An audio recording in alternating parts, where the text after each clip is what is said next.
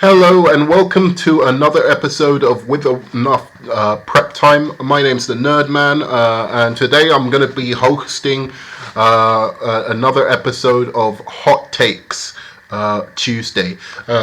Just to explain Hot Takes Tuesday, what we do is every Tuesday I take what a hot take that I have on either cinematic history or comic book history or some kind of nerd culture history or just something happening within culture in general, and I tell you my hot take, my take that isn't necessarily in line with the general public. And today's and I do a rant on it, and today's hot take is going to be Logan.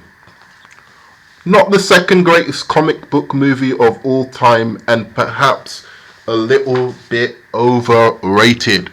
So, I want to start off by saying I'm not a moron. I can see the value in the movie Logan, and I hope in future that more comic book movies will try or aspire to be the kind of film or do the kind of filmmaking that Logan was trying to do.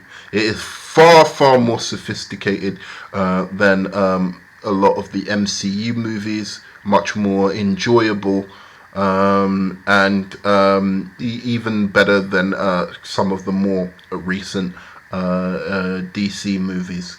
That being said, people talk about this as if it is close, even close to The Dark Knight, as if it is in the conversation of the top, like, say, 5 greatest comic book movies of all time. Now, I take umbrage with this. I certainly think it's one of the most sophisticatedly it's got one of the most sophisticated ambitions of any comic book movie ever made. However, it has some perilous problems that are indicative of the whole of the X-Men franchise.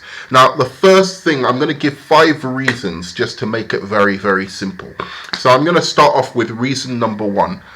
Okay, this movie lives and dies upon the it lives and dies upon whether you care or are invested in the X-Men franchise. If you do not care about Wolverine, if in fact you were pissed off with the X-Men franchise in the way it had been treating characters and elevating Wolverine, so that Wolverine pretty much is the only thing left unscathed from the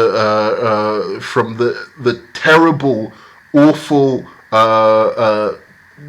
near 15 or 18-year nightmare that has been the X-Men franchise for X-Men proper fans and X-Men fans of the animated cartoon, which brought the X-Men franchise into into popular culture. So my point is this, okay, about this movie. If you had been disinterested from the X-Men franchise, if you hadn't got some kind of heartfelt connection to Wolverine, watching this movie, a lot of it is like watching paint dry. It is very boring in places. It is paced very, very awfully, and it relies on that connection that you have with Wolverine and that you have with Patrick Stewart. Speaking Patrick Stewart's Professor X. Speaking of Patrick Stewart's Professor X, number 2, where on the hell do people think when they say, and it's often said about Logan for some bizarre reason, that Patrick Stewart, man, what a performance. He deserved an Oscar nomination. This is the greatest performance in a comic book movie outside of Heath Ledger's Joker. Wrong. Okay? So, essentially, This performance is a good performance. It's a decent performance of an elderly man suffering from old age dementia or elderly dementia. If you want to go and see various other movies where people have played somebody with old age dementia 1,000 times better than Patrick Stewart ever has or ever could, then you go and see it. The fact is, Patrick Stewart is a very, very charismatic actor, but he is not a great actor that disappears into roles. All I saw was Patrick Stewart acting as an old man. Okay, he's not as good as the guy who plays Logan. I forget his name at the moment. I apologize, but he's not as good as him in the role. Not in this movie, but as an actor in general. That guy is a much finer actor. But again, this isn't the role of his life. The guy who plays Wolverine, Hugh Jackman, this isn't the role of his life either. Nothing about this film has anything Oscar-worthy about it. Not the score, which is boring and tepid. Not the screenplay, which is, I must say, I'll go on to that as a third reason a bit later, but is okayish. And what worries me is that when people look at this film, it's and they're comic fans, perhaps they don't watch other movies, other genres of movies, because this movie in almost everything. So you say Patrick Stewart's performance as a man with dementia. Go and look at the movie Magnolia, and go and see the man dying of cancer, who's playing that kind of dementia that goes that you gain from having cancer, from being on your last legs of cancer. Go and watch that performance. That is an Oscar-worthy performance. Once again, I will say it again: Magnolia, yeah, a Paul Anderson movie, yeah. This is a fantastic performance by an old man, which blows Patrick Stewart out of the water. And there are many more to talk of, many more that aren't even Oscar worthy, that are more deserving than Patrick Stewart. Speaking of this, number 3 reason, and this rant is, I have to be just keep it a buck here, and just say, look, Logan has this really, really big problem, okay? That when you compare to other, when people talk about this being an Oscar-worthy movie, that people were happy that it was Oscar nominated for screenplay. The only film that should have been ever Oscar nominated in terms of performance and acting and everything out of any comic book movie is probably Joker and Watchmen, and I am including The Dark Knight in that. No, it shouldn't have been Oscar nominated. The Joker and The Watchmen are the only two. Yes, so there you go, Zack Snyder fans. You all think I hate Zack Snyder. I don't, okay? So, again, if you compare a similar type of movie that didn't get an Oscar, and its impact, and how well paced it was, and how entertaining it was, and how much the performances were superior. So what film am I talking about? A film that this lends very, very heavily from, and that is Leon the Professional. If you go back, watch Leon the Professional, watch it with Natalie Portman, watch it with the guy who plays Leon the assassin in that movie, where you have an anti-hero, a man with one rule, just like Wolverine, just one rule that he will not break, that separates him from being a bad guy. And he is trying to help this little girl, save her from almost unsurmountable an unsurmountable obstacle in terms of the danger and threat level to her life. And that film is fantastic. Should have been Oscar nominated. and you compare that side to side with something like Logan, and it makes Logan kind of look like garbage, to be honest. There is no emotion in this movie that you feel, really, apart from two scenes. One, the scene where Professor X dies, which I'll admit gave me some small bit of emotion. Okay, and then secondly, what is the other bit? I think that's the only bit that I can think of that got me emotional.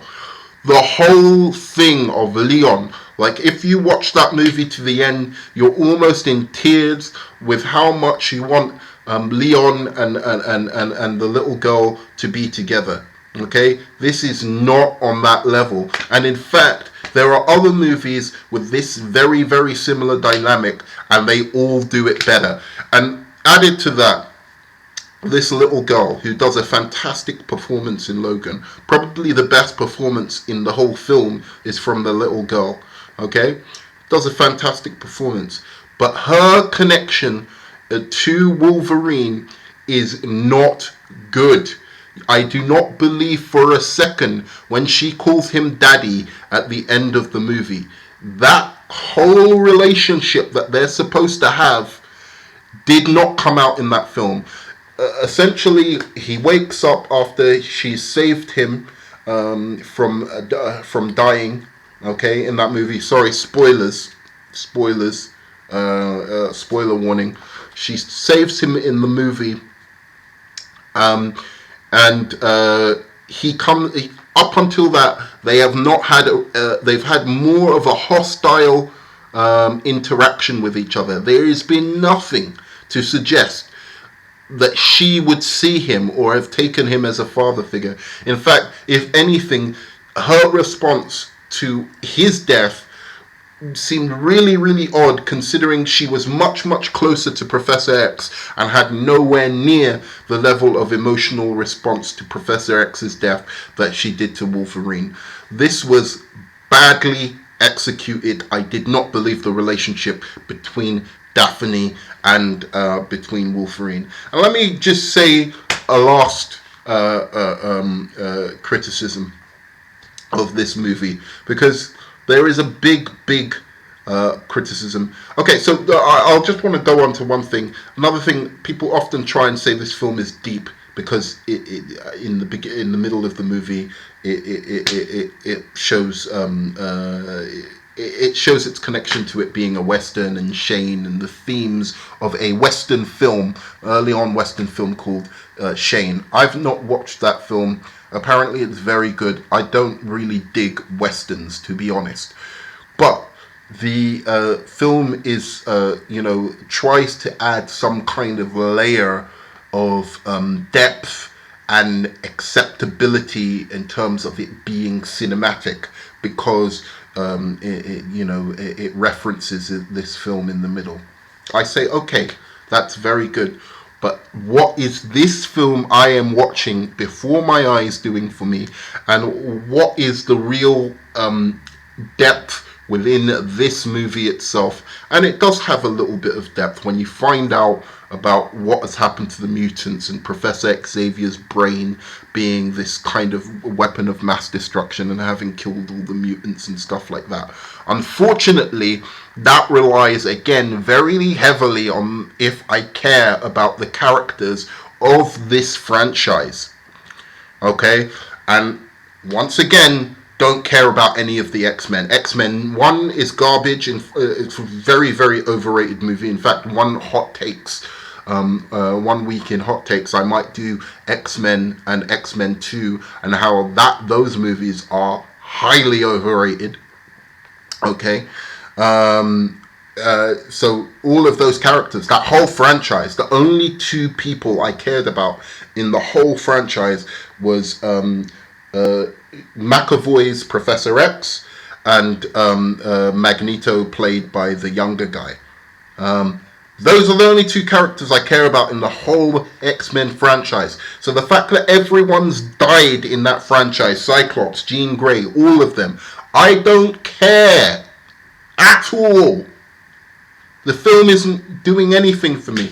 So that's that. So that reference there was bollocks. But it did have one opportunity to do something that I've been waiting for an X-Men film to do since day one.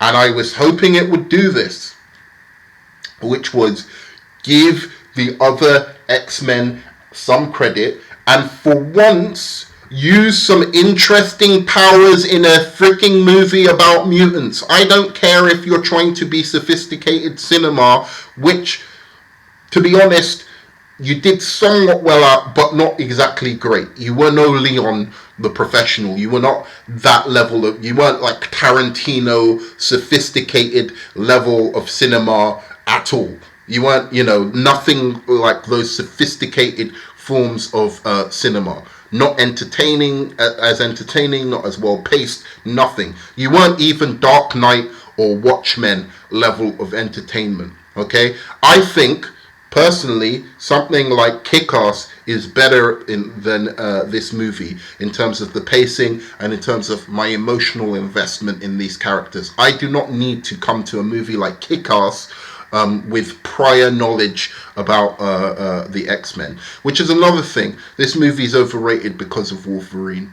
If this movie had any other person in it, just a guy who's a mutant in the wasteland, and it's the exact same movie, no one would care about this film. Right? He's just a powerful guy.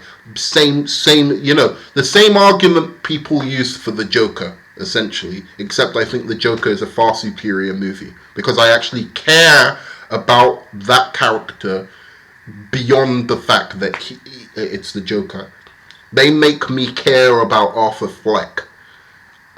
Even if he wasn't the Joker, I would care about him. Perhaps I wouldn't have seen the movie if it wasn't called Joker, I must admit. I'm not going to lie.